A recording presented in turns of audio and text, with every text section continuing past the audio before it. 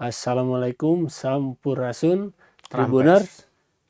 Kembali kita hadir di acara Mata Lokal Memilih.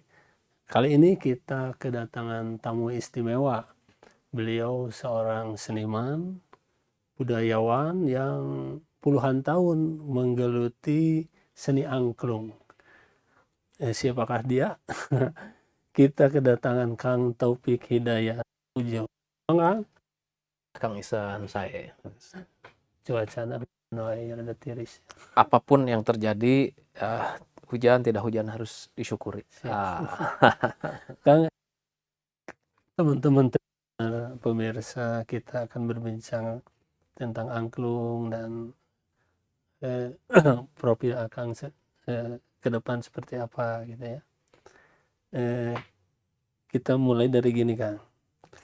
Akang kan sekarang Direktur Utama PT Saung Angklung Ojo yang mengelola Saung Angklung Ojo sudah puluhan tahun. Bisa diceritakan sejarah berdirinya Saung Ojo itu gimana ya? Ini terlahir Saung Angklung itu kecintaan dari almarhum Bapak Ujo dan Ibu Sumiati. Mereka ini dua-duanya guru.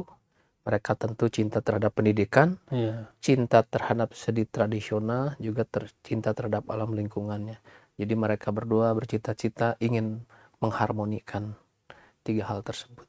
Gitu, Kang. Sejak tahun berapa? Nah, dimulainya itu konon katanya pas saya lahir tahun 1966. Menamakan Saung Angklung Ujo itu. Kemudian dirintis sampai akhirnya saya juga sudah mulai terlibat gitu di usia balita sekali, dan saya masih ingat tamu yang datang ke Saung Angklung itu 2 orang, 4 orang, 6 orang, dan tidak tiap hari. Kenapa sedikit? Karena yang disebut Saung Angklung pada saat itu adalah rumah kecil yang tidak mempunyai halaman, jauh-jauh ke tempat parkir ya. Karena yang tamu yang datang pun kendaraannya itu harus parkir kurang lebih 500 meter. Jadi jalan kaki ke situ, ke tempat itu. Dan kami mainnya di sebuah rumah kecil itu. Kita bersepuluh sama kakak-kakak mainnya itu. Nah, jadi kalau tamunya lebih dari 6 orang tuh 10 orang tamu. Jadi sudah cukup lumayan tempatnya. Sempit begitu. Ya. Boleh tahu kalau Kang Taufik sendiri mengelola dan memegang Saung Angklung Ujo itu sejak kapan ya? Saya diberi amanah oleh keluarga ya. Keluarga itu kakak-kakak saya dan juga bapak, ibu sudah meninggal sebelumnya. Itu di tahun 95. Jadi kalau sekarang 2023 28 tahun. 28 tahun. Ini ngomong-ngomong katanya Kang Taufik ini anak ke-9 dari 10 bersaudara. Betul ya. Nah, biasanya gini Kang. Biasanya apapun itu dari orang tua itu diwariskan ke anak pertama, diamanahi ke anak pertama. Kok ini ke anak ke-9 ya? Gimana ceritanya ya? Saya juga masih belum mengerti itu.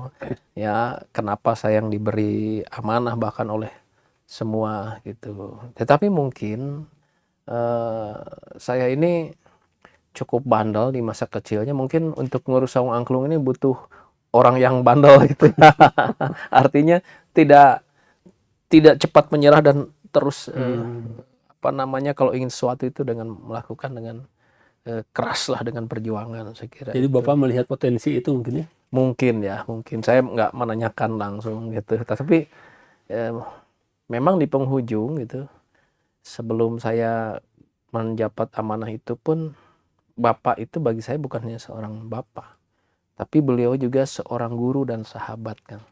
Kenapa saya bilang guru dan sahabat? Karena beliau itu selalu mempercontohkan ke saya itu bagaimana bersikap, bagaimana etika hidup.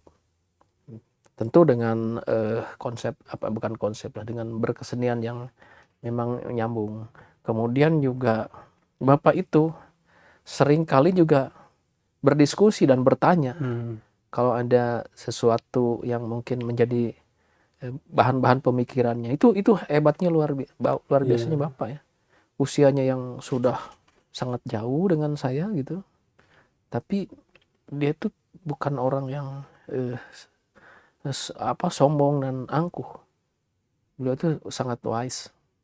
Bayangkan aja mengajak diskusi. Iya.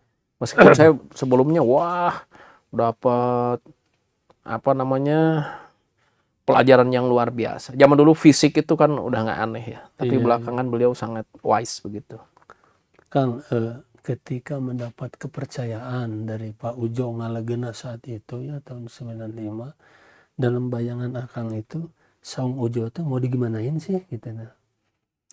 Bayangan saya kan gini, saya sebetulnya ingin menerjemahkan apa yang sudah Pak Ujo lakukan dan kemudian juga apa bahasa Pak Ujo yang disampaikan pada saya.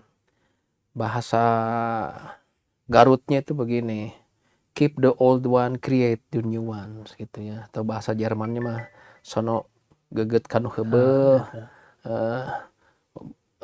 bogoh ya kanu anyar gitulah kurang lebih teh, maksudnya memelihara yang lama dan menciptakan sesuatu yang baru gitu.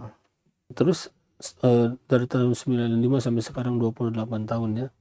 Boleh tahu perkembangannya itu seperti apa? Katakanlah dari karyawan yang sedikit yang tadi dibilang cuma berapa orang pengunjung.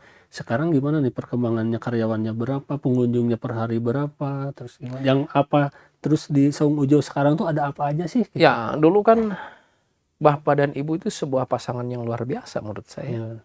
Jadi Bapak itu seorang sutradara dan Ibu itu dilatih terus untuk menjadi host, menjadi MC. Dan kami anak-anaknya sebagai pelaku teknis, berkeseniannya, maupun kakak saya sudah pandai bikin angklung. Nah kemudian Ibu juga nge-manage itu mulai ada pegawai 1-2 orang untuk bikin angklung, kemudian Ibu yang mencatatkan stoknya, administrasi dan lain-lainnya. Bapak yang benar-benar bagaimana sebagai entrepreneur mencari pengunjung. Beliau itu sepulangnya dari mengajar di kota, beliau pakai sepeda berkeliling ke berbagai tempat. Kalau di Bandung ini ada Jalan Braga. Kenapa Jalan Braga? Banyak turis berkumpul. Kemudian ke alun-alun juga. Semua bule-bule disamperin. Kemudian ke hotel-hotel. Nah, di mana tempat turis berkumpul beliau sampaikan, dan beliau bawa kartu nama yang terbuat dari bambu. Nah, kalau Anda ingin melihat kesenian tradisional yang dimainkan oleh anak-anak desa, anak-anak kampung, datanglah ke tempat kami. Nah, beliau nyimpan kartu-kartu nama seperti, dan setiap hari sepulangnya mengajar dari sekolah. Nah, itu struggle-nya yang luar biasa. Terus perkembangan sekarang seperti apa ya? Katakanlah jumlah pengunjung berapa, karyawan? Nah sekarang itu kan tadi mulai dari 2 orang, 4 orang, 6 orang, 10 orang itu udah kepenuhan. Sekarang alhamdulillah Kang, hari ini ada hampir 3.000 orang. Hari ini. Besok itu mainnya juga 6 kali ya main tuh. Pagi jam 8, jam 10, jam 1, setengah 4, jam 7, jam yang setengah 9 malam. Angklung di tengah. Itu di tempat. Belum yang di luarnya. Besok itu di luarnya ada Sukabumi, ada yang di Bali, ada yang di. Jadi alhamdulillah ya Kang, apresiasinya luar biasa sekarang ini, baik lokal maupun internasional. Saya baca di banyak media ya, waktu pandemi COVID itu katanya Saung Akung Ojo itu nyaris bangkrut karena memang tidak boleh ada pengunjung karena PPKM itulah segala macam.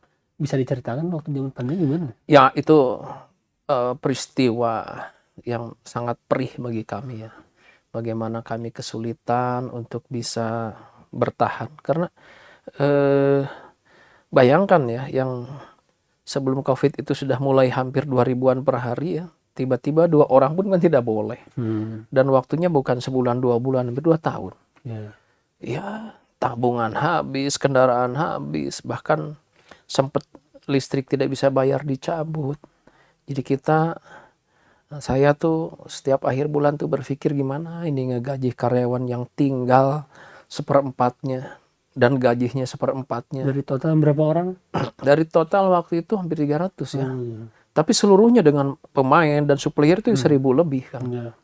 1.000 lebih. Jadi kemarin itu ada hanya segelintir orang saja. Gajinya seperempatnya, kerjanya 3/4, 3 kali lipat. Karena apa? Karena kami harus berpikir untuk bisa apa nih yang bisa jadi pemasukan. Cuman pelajaran saya di situ penting artinya silaturahim dan sebuah persahabatan. Jadi saya itu dibantu malah oleh teman-teman, oleh orang yang saya kenal yang secara ekonominya tidak berlebihan. Bukan oleh pejabat tinggi yang punya kekuasaan, kebijakan yang lebih. Mereka bantu, tapi yang sustain membantu itu justru yang orang yang dianggap biasa-biasa kan, secara ekonominya, secara materinya. Jadi banyak hikmahnya dari sini. Banyak di sini saya baru ngerti artinya sebuah perkawanan. Kang, banyak orang menilai ya Kang Taufik sukses gitu membangkitkan kembali keberadaan Saung Ojo yang sebelumnya diterpa pandemi yang nyaris bangkrut itu. Boleh tahu rahasianya apa ya? Saya sih sekali lagi, Pak Ujo itu kan bukan hanya bapak ya, jelas bapak, tapi dia itu guru dan sahabat. Saya melihat beliau itu sosok yang petarung, pejuang yang tidak mudah menyerah. Ada satu peristiwa di mana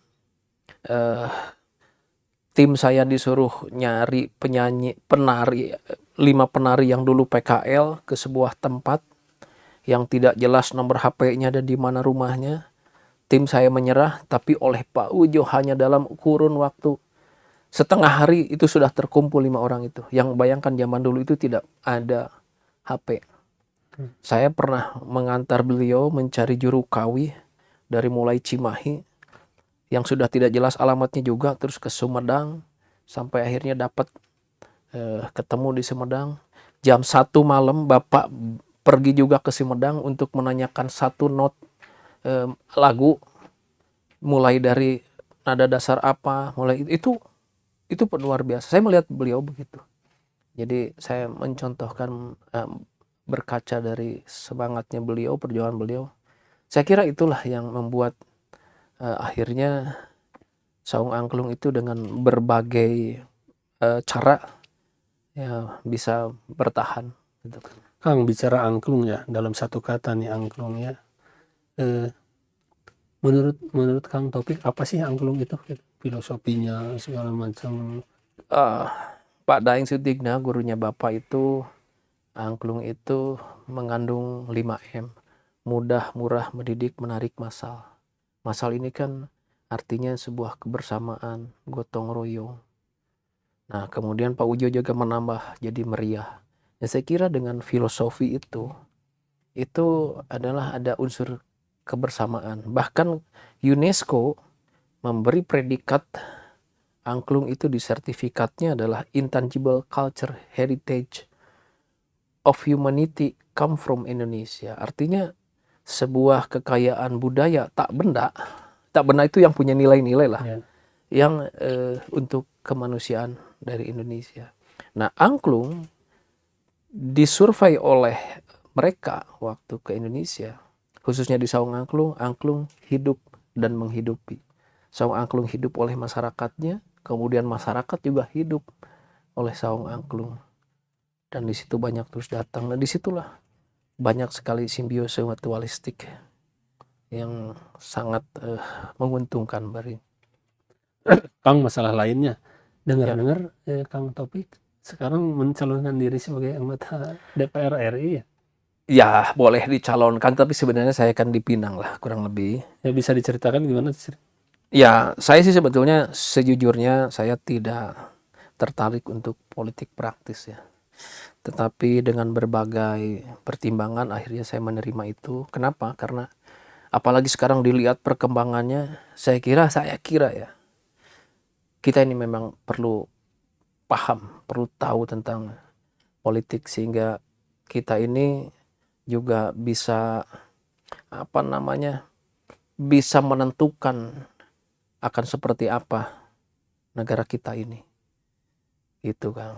Terus Kang, kalau nggak salah partainya dari PDIP ya? Betul. Kenapa Ya. nggak ke partai lain gitu gabungnya ke PDIP? Kebetulan aja yang dekat dan cukup intens ketemu itu, atau yang katakanlah saya diajaknya itu oleh Iya. partai tersebut. Terus gini, katanya dapilnya Kota Bandung dan Cimahi ya Kang?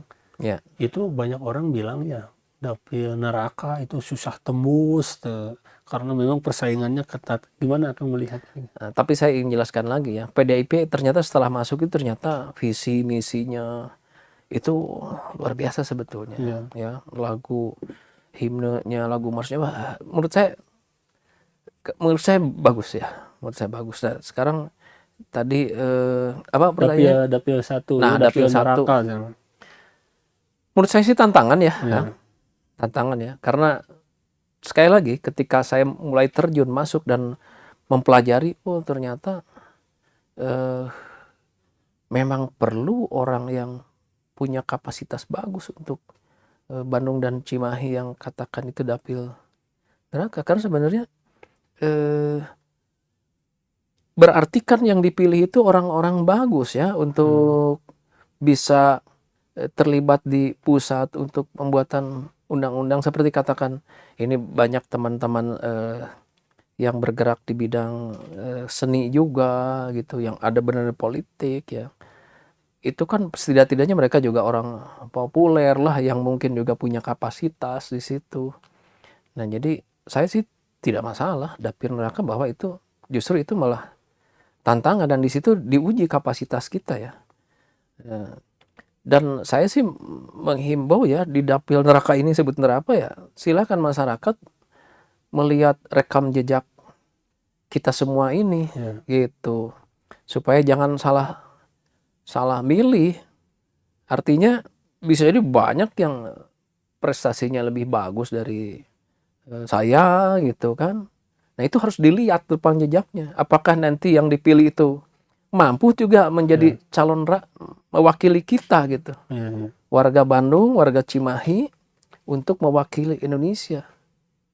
Gitu. Kang, Akang kan lahir dan besar di Bandung ya, asli Bandung ya. Terus pastilah udah komunikasi, udah kemana-mana di kota Bandung dan Cimahi. Coba bisa masalah apa sih yang kira-kira urgen untuk kota Bandung dan Cimahi yang perlu diselesaikan? Gini Kang ya, saya tadi banyak dapat pelajaran ketika saya kemudian diwakilkan dari salah satu partai ini. Ternyata seribu maaf, ini saya kira ada banyak yang salah tentang tata kelola negara ini. Karena kota Bandung ini, Cimahi ini, ketika saya belajar belusukan, dan di situ Kang, kesenjangan itu luar biasa. Saya sebagai yang ngurus saung, saya sering bepergian, saya ketemu sama sekian banyak orang, kalangan A ya, kan B. Dan ternyata di sini tuh banyak kalangan E. Ketika saya bayangkan masuk ke satu rumah kecil, penduduknya 20 orang, kemudian pengisinya, kemudian gang sempit yang saya harus merunduk-runduk, badan juga harus itu sampai segitunya. Dan itu di dekat kota Bandung dan Cimahi. Kok bisa gitu sampai seperti itu? Malah ada yang lapar, ada yang kekurangan air. Ini bagaimana kok bisa begitu?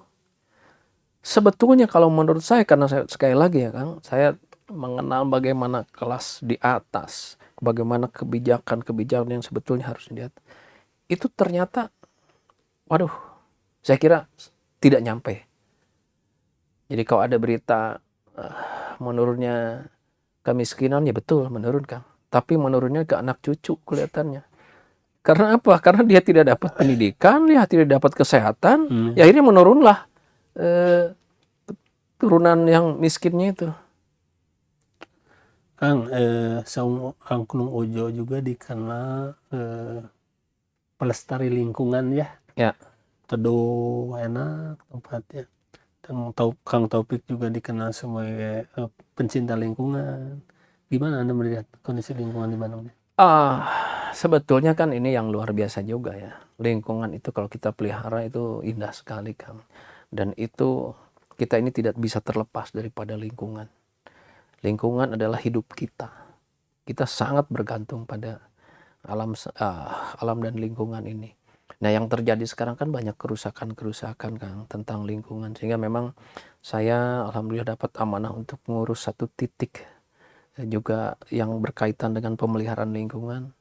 Itu semua untuk mencegah, maaf ya, di daerah saya ini di Padasuka, kalau tadi musim hujan seperti ini, kebanjiran dan kehujanan lah. Tapi musim kemarau itu kekeringan dan kepanasan. Padahal dulu mah nggak begitu ya. Tidak begitu. Ini saya di rumah saya itu ngambil air itu tinggal pakai gayung aja. 1 meter, 2 meter, 3 meter itu ada air. Sekarang itu Kang 80 meter tempat saya itu udah nggak ada air. Kenapa? Karena di atasnya sudah rusak. Itu kembali ke masalah kebijakan. 5 tahun yang lalu lebih kalau nggak salah ya, itu daerah saya Cicahem, Jatihandap, Cimuncang ada banjir bandang. Ya. Aneh sekali. Mobil sampai masuk ke sungai. Itu aneh ya. Sepintas itu aneh. Tapi menurut saya tidak aneh. Karena memang sudah rusak alam dan lingkungannya. Di Sunda itu ada istilah begini, Kang. Sebetulnya. Tebing di Tangkalan.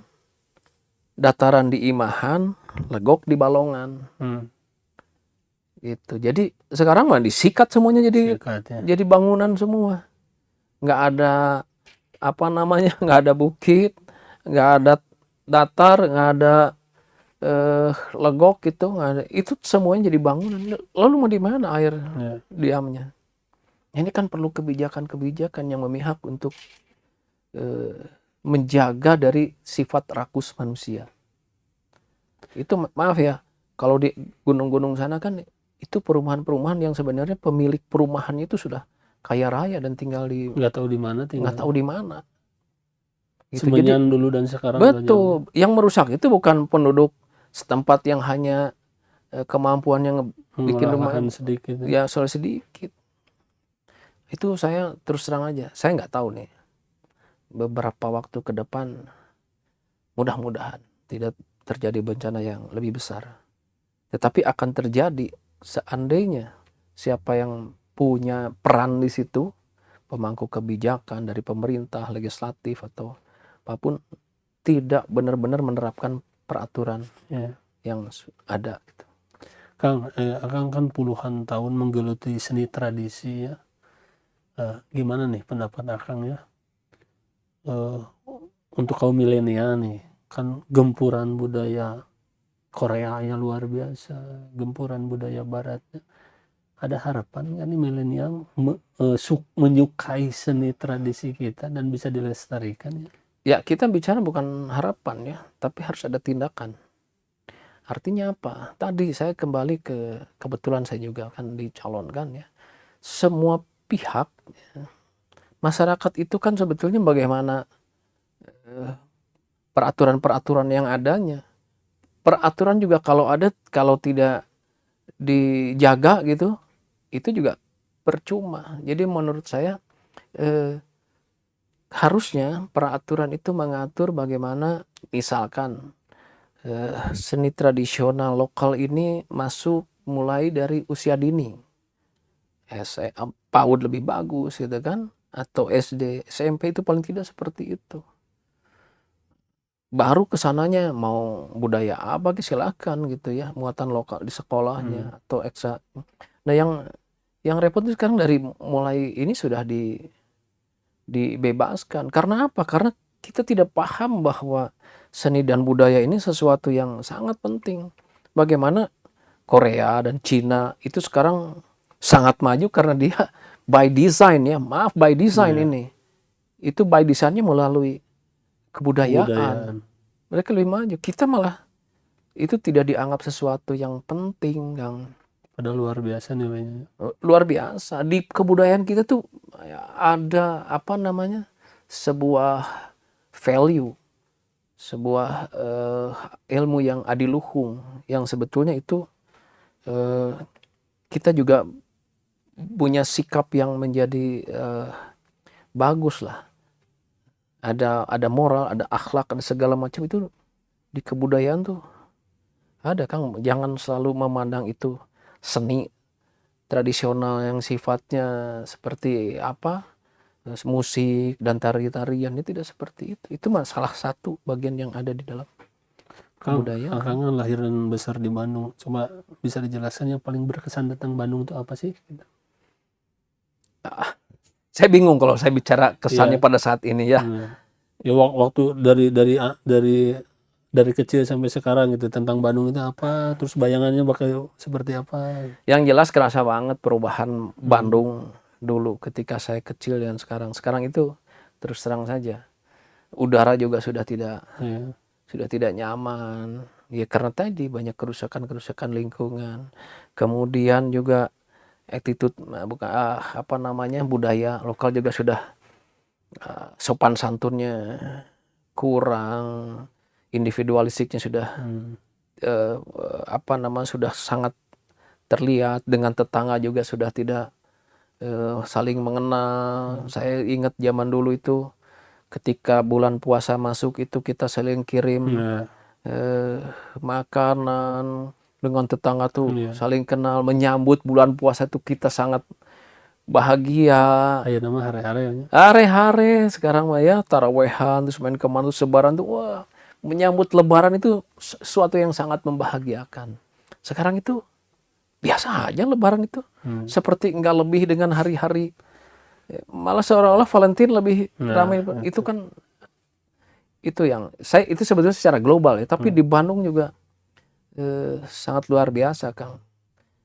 Ya, tumbuhnya apartemen terus dari mana sudah bukan orang-orang Bandung lagi yang mengisinya, yang tentu ya tidak mengenal sejarah Bandung gitu. Yang dulu waduh disebutnya Paris Van Java itu ya, sesuatu yang sangat luar biasa Bandung itu. Kang, pertanyaan terakhir, Kang. Bandung itu identik dengan Persib ya, bahkan Jawa Barat lah dengan Persib. Kira-kira ada memori khusus terkait Persib, Kang Taufik? Ya, saya tuh kan gini, Kang. Kebetulan salah satu pemain saya juga pemain angklung itu fanatisme Persib. Jadi ketika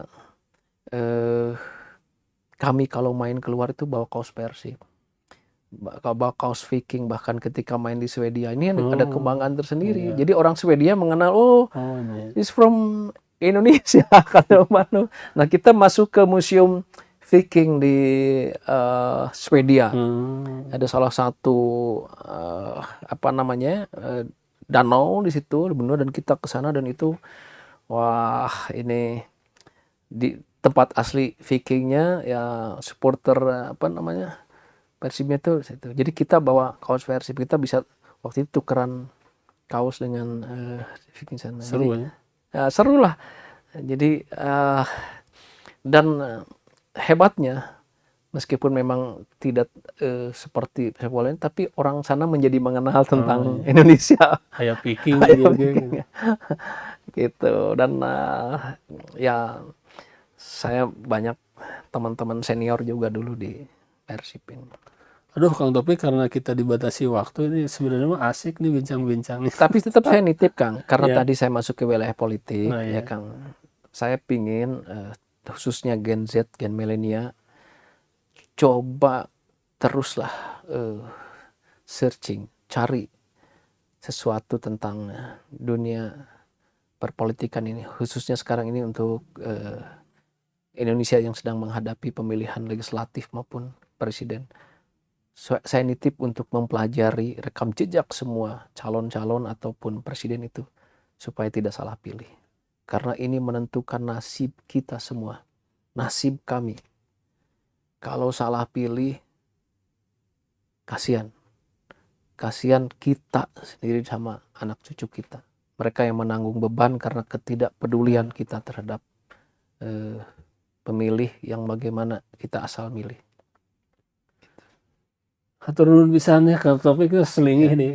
Turun sami-sami. Hatur perbincangan yang asik, Tribuner, tapi karena kita dibatasi waktu, kita harus akhiri acara program Mata Lokal Memilih ini, dan kita kembali lagi nanti dengan tamu undangan lainnya. Assalamualaikum, sampurasun. Tampes.